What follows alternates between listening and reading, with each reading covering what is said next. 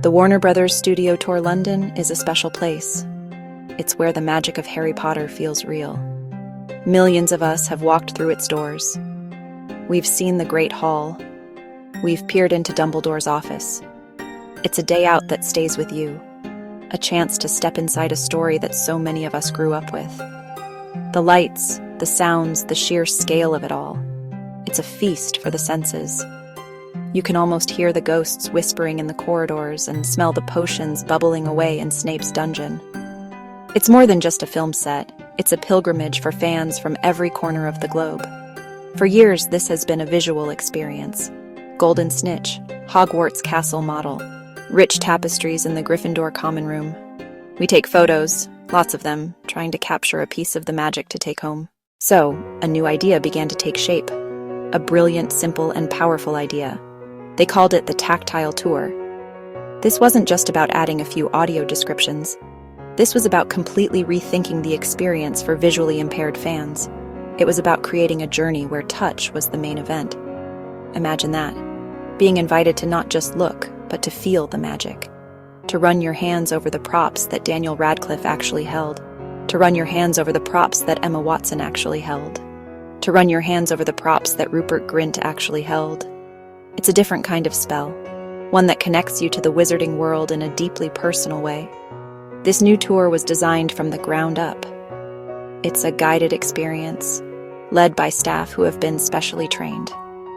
They don't just point things out. They paint a picture with their words, filling in the details that can't be touched. Inclusion isn't just a buzzword. It's about a fundamental human need, the need to belong, to be part of something bigger than ourselves. The Harry Potter stories are all about that, aren't they? About finding your people, your tribe. Accessibility isn't just about ramps and lifts. It's about creating an environment where every single person feels seen, heard, and valued. It's about making sure no one is left standing on the platform when the Hogwarts Express pulls away. When an attraction isn't accessible, it sends a message. It says, "You're not welcome here." So what is it actually like? What do you get to touch? The journey begins with the very heart of a wizard's power. Their wand. Visitors on the Tactile Tour get to hold different wands. They can feel the weight of them. They can trace unique carvings. Hermione's smooth vinewood wand, an older, gnarled, battered wand. It's an immediate connection to the characters. You're not just looking at a prop in a glass case. You are holding it in your hand, just as the actors did on set. It makes it all feel incredibly real. The tour moves to famous film props, hands exploring the Sorting Hat's leathery surface, feeling the Golden Snitch's metalwork, handling heavy, leather-bound Hogwarts textbooks. You can touch the quills, ink pots, feel rough parchment, feel smooth parchment. These are objects we've seen 1,000 times, but to feel them is to understand them anew. Well now, the magic of the Harry Potter films isn't just in the props. It's in the incredible costumes that brought the characters to life. Visitors get the chance to feel the different fabrics and textures of the iconic outfits. Imagine touching the thick, heavy wool of a Hogwarts school robe. Feel its weight, the way it would swish around your ankles as you walked the castle corridors. Trace the embroidered crest of a Hogwarts house: lion, badger, eagle, snake. Each costume tells a story: status, personality, journey. And then there are the creatures. Creature effects built some of the film's most amazing creations. On the Tactile Tour, you get up close with these magical beasts. Touch Dobby.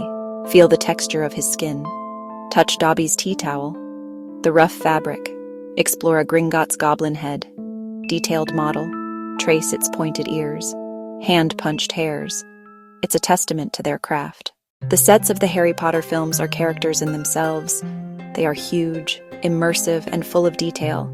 The Tactile Tour makes it possible for visually impaired visitors to experience their scale and atmosphere. You can walk on the actual York stone floor. You can reach out and touch the long wooden tables. Feel the carved initials left by generations of Hogwarts students, a detail added by the art department. The guides paint a picture with their words describing the enchanted ceiling, describing the floating candles, creating a full sensory image of this iconic space. From there, the journey continues through other famous locations.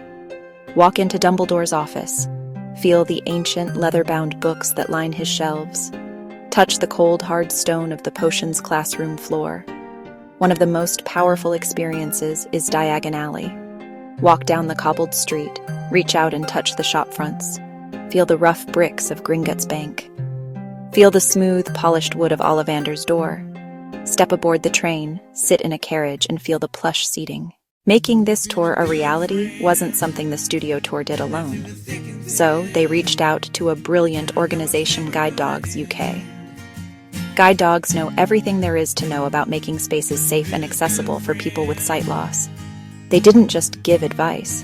They became true partners in creating the experience. They walked the entire tour route, identifying any potential hazards. They looked for things that a sighted person might not even notice. A sudden change in floor texture, a low-hanging sign, a poorly lit corner. They helped the studio make small but important changes to ensure that a visitor with a guide dog could navigate the space safely and confidently. This included things like making sure there was enough space for a dog to lie down comfortably during the tour, identifying quiet areas if a dog needed a break.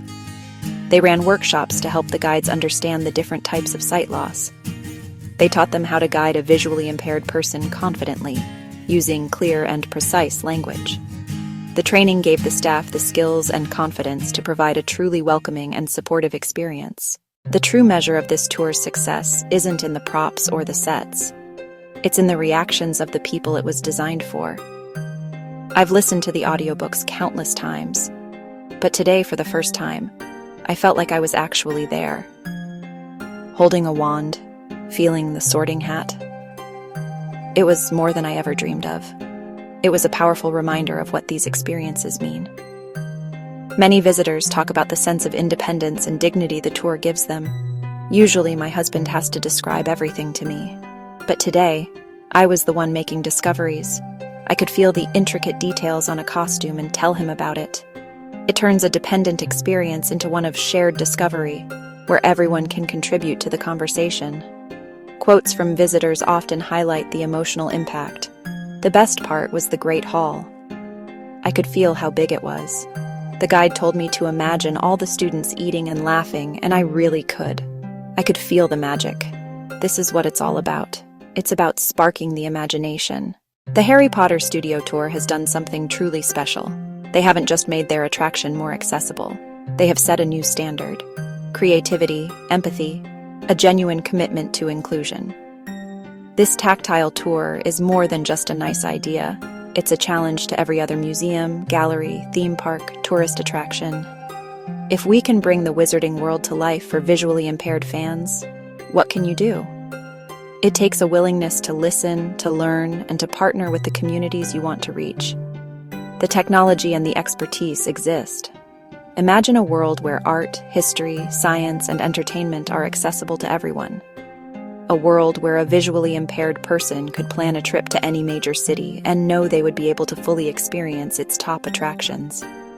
Let's work together to make sure that magic is for everyone. By making these stories accessible to all, we are living up to their most important lessons. Let's make magic for everyone, for